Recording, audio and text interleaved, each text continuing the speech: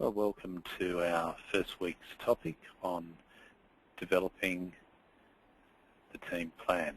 My name is John Scott and I'm your lecturer for this unit.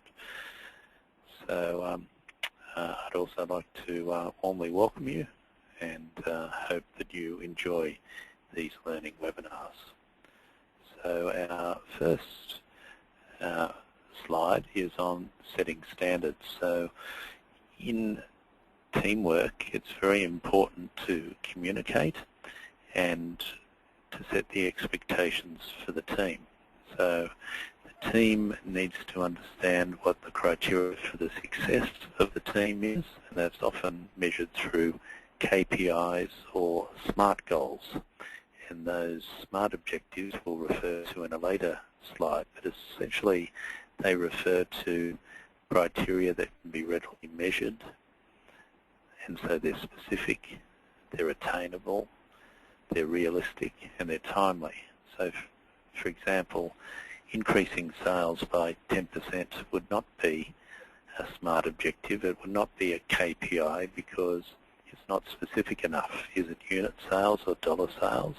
Over what time frame do we increase the sales by 10%? Is it in 12 months? We need to specify that. Also, is that achievable? Is it realistic to increase sales by 10%? And then as part of good teamwork, teams grow. If they don't grow, they will decay. And so as a team leader, it's important for there to be continual improvement, to help identify with the team opportunities for improvement and to discuss the requirements to grow and achieve KPIs. And it makes good sense that important expectations are documented in writing for later referral. So what is a team? A team is a group of people formed to achieve a particular goal.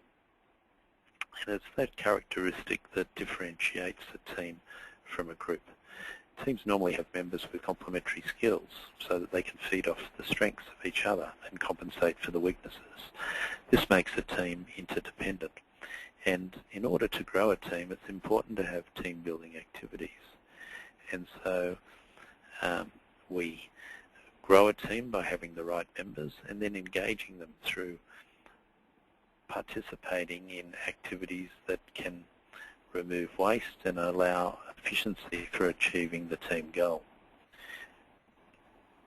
In determining success for a team, we need to ask ourselves why we're doing the task. Hopefully the team goal will relate to the organisational goal.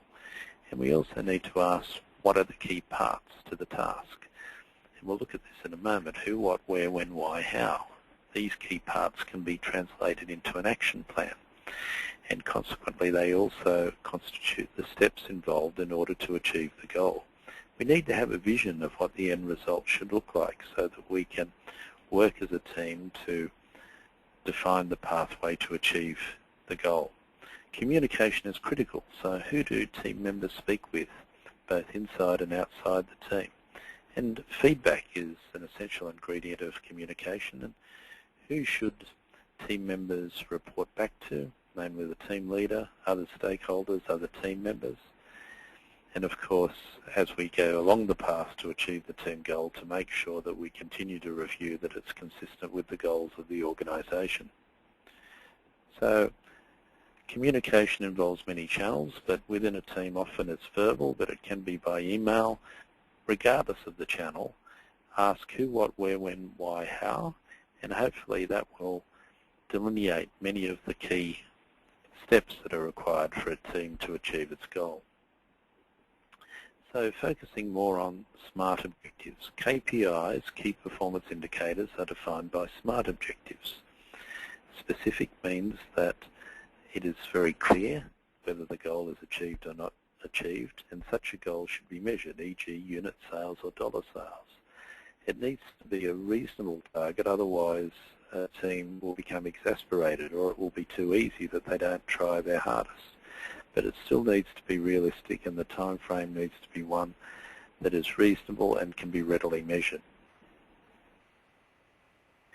Today, teams are more collaborative rather than adversarial, and this means that people build on each other. The team leader facilitates that collaboration by listening to the team, encouraging the team to come up with options, to define the pathway for moving forward, and so the role of the team leader is to add value.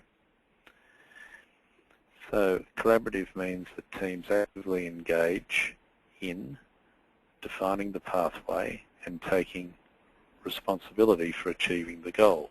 That leads to empowered teams. The team leader must delegate.